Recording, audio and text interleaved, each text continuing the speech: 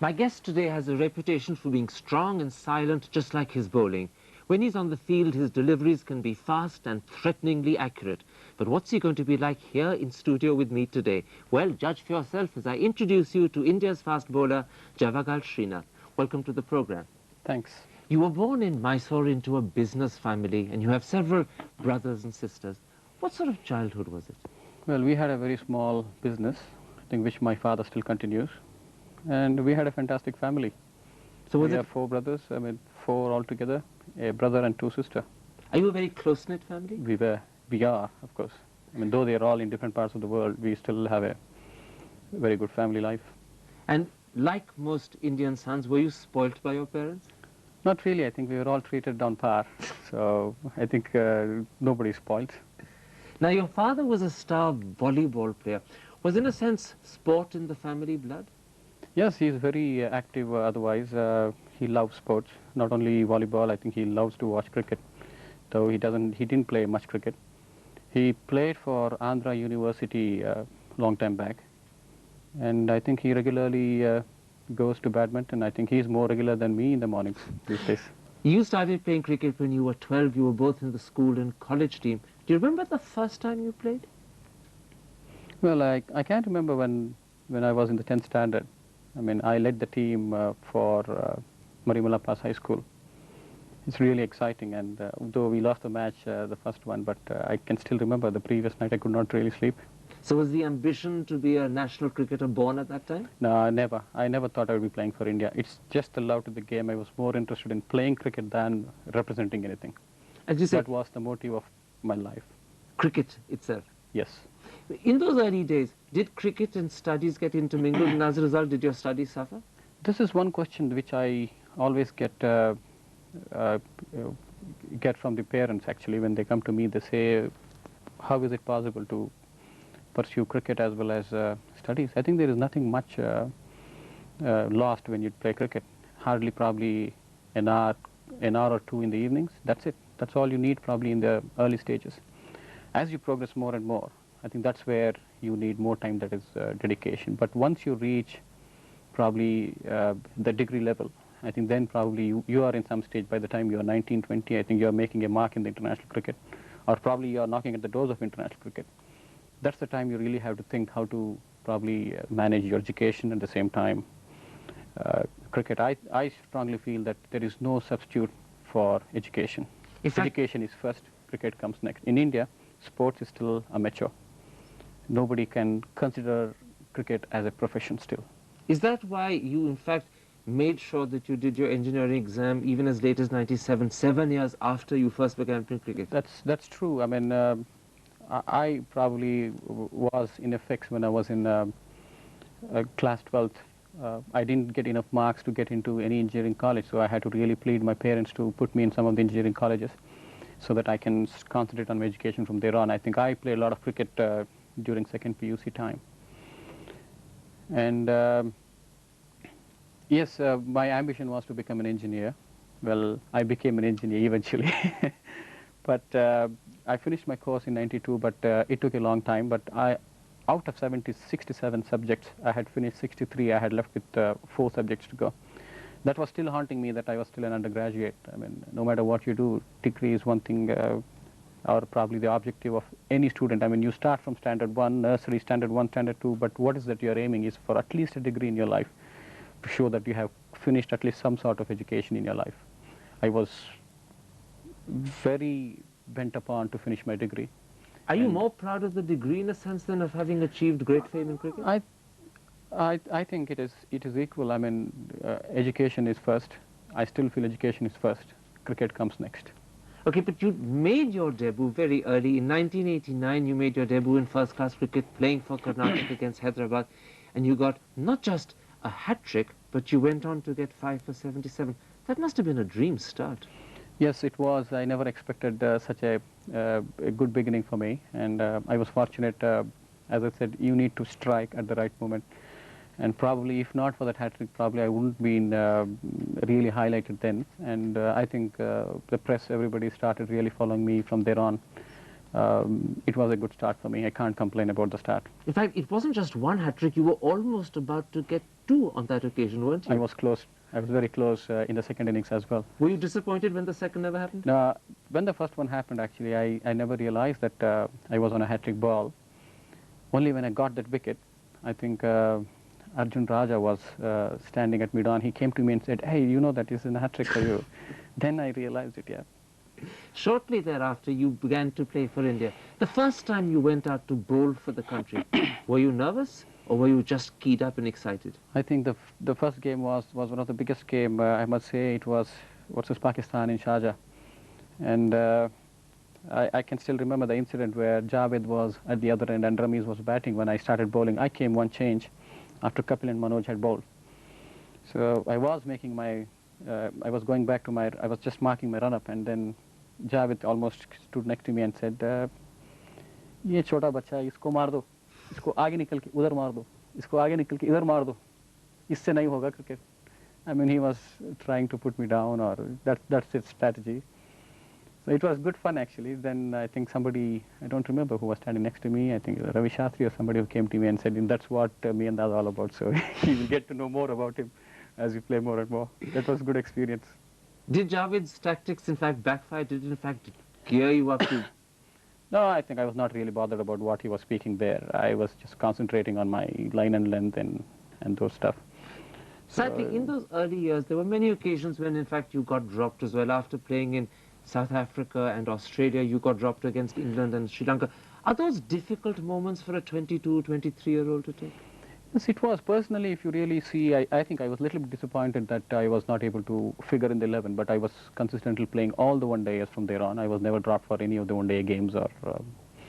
But for the test match, I think since we had too many home series from 93 to 95, I think there was very little chance for me to get into the side because Manoj and Kapil were doing well. At the same time, our spinners, especially Anil Kumble, was having a great time.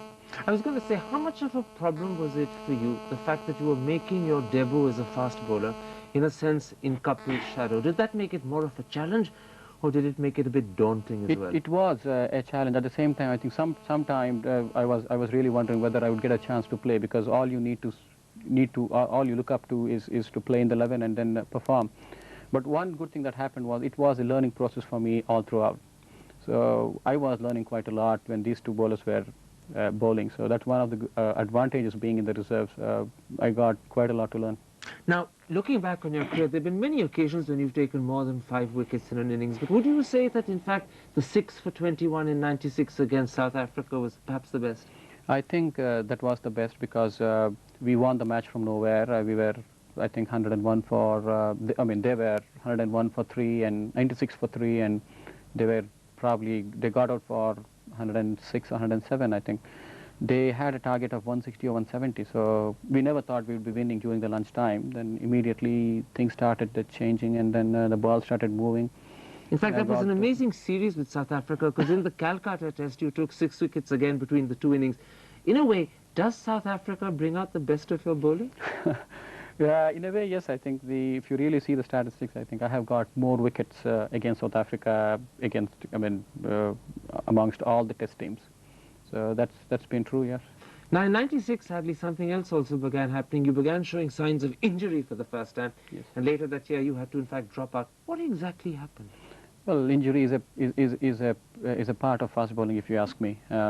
Having played for almost 7 years of international cricket, You're not saying that a good fast bowler can escape injury, are you? No fast bowler who has played 5 to 6 years of international cricket can escape an injury. It is a part of his bowling armory. He has to face this one. You can say it's a debacle or whatever, but it is a parcel which is going to come for him at any time. Your injury was with the rotator cuff, as they call it. That's right, in the shoulder. Were you ever scared that in fact you might not be able to bowl again? Well, the intensity of the damage was quite a lot. I mean, if you had seen my shoulder, then it was only this big. I mean, I was really scared whether I would be able to bowl again. But I think I made a wise decision in going to South Africa to meet the right doctors, and I'm really I owe them a lot for Dr. Ferguson and his team for doing a wonderful job on me. How's the injury today? Is it completely It's fantastic. cured? It's fantastic. I think I'm throwing, I'm bowling, I'm doing everything. Has it had any impact on your ability to perform at your best? Initially, I thought probably I was unable to throw, but slowly I think I have developed the throw again. I'm throwing back, and so I thought probably that would be the handicap of this operation after undergoing this operation. But do you find that, in fact, you are yourself instinctively now a little bit more cautious because you're scared of aggravating it? Now I'm a little bit cautious when it comes to training and other things, but otherwise on the field I'm not. Now, earlier this year, Kapil suddenly announced that you weren't going to take part in one-day games anymore. You never confirmed it. But is that the case, and is this the reason? It was one of the, the few frustrated lines from me when I probably performed below my expectations. I mean, it is true that I told Kapil that, but I never really meant it in a way. I just wanted a break from international cricket for some time. I think I was mentally fatigued to a large extent. And I think this 3 months of rest has done a lot good to me. So, in a sense, Kapil jumped the gun, so to speak, when No, he I told think the world. he has, what he has said is also true. I mean, I did speak to him, but, well, I mean, now that I have been training back, it makes me feel like getting back into the international cricket. Both at the one-day and the test cricket level. Yes, I feel that I still have at least 2 years of good cricket in me. Depends upon how I place myself in these 2 years. That's going to be very important. At the same time, I had a clean chat with the selectors of late, saying that it's time for them to really have more fast bowlers in the team and then start rotating. Because I think we play more cricket, so one of the reasons is I think nobody can play throughout the year from day one to the last day. It's good. At the same time, they'll be grooming youngsters. So what you're saying is you'd like a little bit of a rest from time to time, Exactly. but you are determined to continue with one-day Yes. and test cricket. That's right. Now, you've got an incredible total of 420 wickets in one-day games and tests together. And yet, somewhere or the other, Kapil also said that you should have got perhaps 50 or 75 more. Do you think you've had a bit of bad luck to contend with? Yes, I think 420, whatever I think I got to know now, those wickets.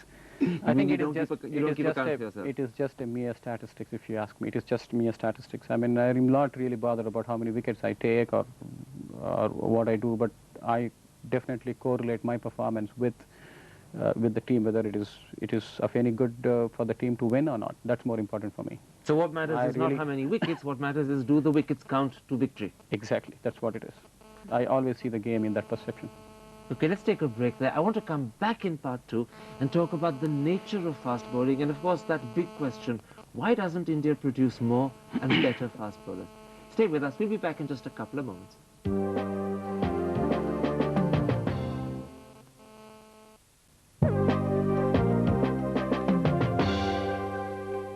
Welcome back. My guest is J Srinath. Let's talk in this part a little about fast bowling and the sort of conditions fast bowlers face in India. One of the images the world has of fast bowlers is of the gestures, the faces they make, or what's sometimes called sledging. Is that inevitable, or is it actually unnecessary? I think some people really exaggerate this sledging aspect in cricket. Sometimes it is not really needed. I think most of the fast bowlers, I think they get really upset when things don't happen for them on the field. Half of the time, I think they are upset with themselves, and I think sometimes they are upset with the batsman.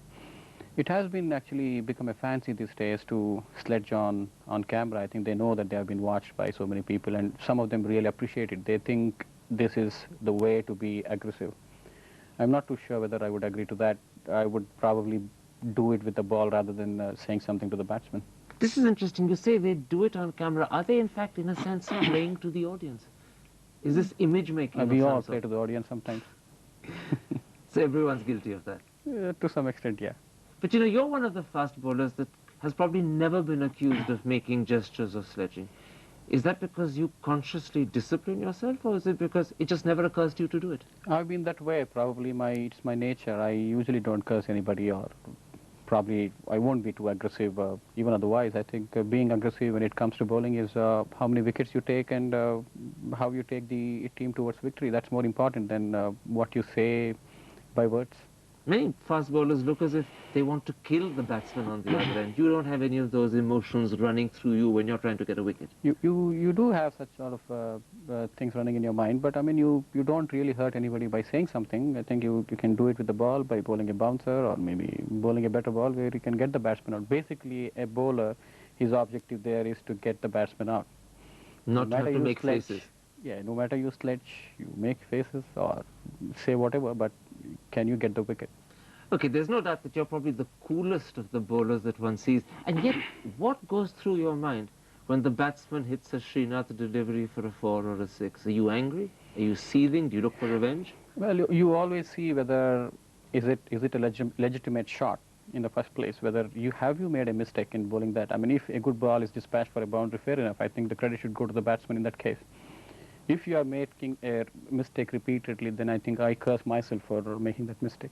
So quite often the anger is actually internalized. Yes. What about that other big question that people keep asking? It's the question to which no one in India seems to have a satisfactory answer. Why don't we in India produce more and better bowlers? After all, Pakistan produces fast bowlers almost like the annual wheat crop. That's very true. I think fast bowling in Pakistan is a heritage. It's a tradition in Pakistan. I mean, you have the greats like Safraz, Imran, Wasim, Waqar. Now I think Shoaib, Javed, Akib Javed. You have one after the other coming. So they set a precedent. So it gives the youngsters to emulate them.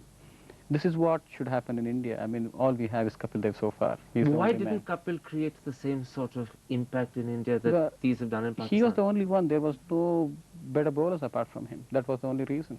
I mean, Is it Kapil also- can't create fast bowlers. People should take fast bowling. That is more important. You say people should take fast bowling, but are fast bowlers in India discouraged by the fact that we lay our pitches more for spin than fast bowling? That could be one of the reasons. I think that has played a big role in not producing enough fast bowlers in the country. Well, you play for your strengths. I mean, there is nothing wrong in having a turner to win the match. As I said, everything is result oriented here. So you need to make sure that you have good wickets at the lower level, and probably at the test level you play for your strengths. So there's a sense in which maybe the cricket administration, the way they lay the pitches, has a responsibility for this problem. I think so. People also often talk about things like the weather. They even talk about the diet. Does diet affect stamina and then go on to affect fast bowling? I think there are mixed opinions on this diet. I think some people tell me that you need animal tissue to really grow stronger. You mean meat? Yes. And some people say, I think vegetarian food can probably supplement the same sort of proteins, whatever you're looking for. It is a mixed opinion, as I said. Well, I don't know. I mean, if you really need to be strong, I think the West Indians are probably the strongest race on earth. Next comes probably the whites, and then we are. So what's your answer to this critical question? Can vegetarians be good fast bowlers? Well, it's a bit difficult for me to answer this question. Yes, I think, but nothing has been proved yet, so I really can't say that a vegetarian can be a good fast bowler. So you have your doubts. I mean, when you consider diet as an important factor for fast bowling. Are you a vegetarian? Preferably vegetarian, yes. But you do occasionally eat meat. Yes, unavoidable circumstances, I would. So it's not a principal issue, it's just something that you prefer. Yes. Given the problems of fast bowling, do you think, looking back on it, you were wise to want to be a fast bowler in India, or do you think you should have tried to be a middle order batsman instead? I mean, if you really ask me, I mean, which one you want to prefer, I would rather go for a batsman post for India, in India, considering the nature of the wicket, what we get here to bowl and all. It's a challenge. I mean, I have loved being a fast bowler in this country. It is a challenge for me. I mean, we hardly get any good wickets to bowl on, but I think there are so many other things which you learn bowling on these sort of wickets. So you never feel that you are bowling on any sort of wicket. So you forget the nature of wicket. You forget what's the layer, whether you have grass on top, whether the condition is good for fast bowling. All you need to know is just give the ball, I can go and bowl fast. That's it. Let's talk a little bit about yourself. You got married last year. Yep. How and where did you meet your wife, Jyotsna? Oh, it was a complete arranged marriage. You'd never seen each other before? No. And how long did you have to get to know each other before the Very knot little. was tied? Very little. And has it turned out completely all right? I mean, were you surprised? It is coming good now. You got married quite late. I mean, you were 31, which for most Indians is quite late. Was that because you were being choosy? Not really, actually. Since I was occupied playing cricket from almost 9 to 10 years, I think I had very little time for all these things. I mean, I think there came a stage where I need to get married. So When I you say got married. when you say you had very little time for these things, Yeah. was life as a bachelor too tempting to want to give it up? I wouldn't say that. I wouldn't say that. No, no. I think I was a disciplined man, and but I think we all need to get married at some point in stage. And when you get married at the age of 30, having been a bachelor for 3 decades, is it a difficult adjustment to make? To some extent, yes, but I think it's coming out well. Now, you said you have a couple of more years at least ahead of you. How do you see your own cricket developing? I mean, are there ambitions that you still have in mind that you want to try and achieve as a cricketer?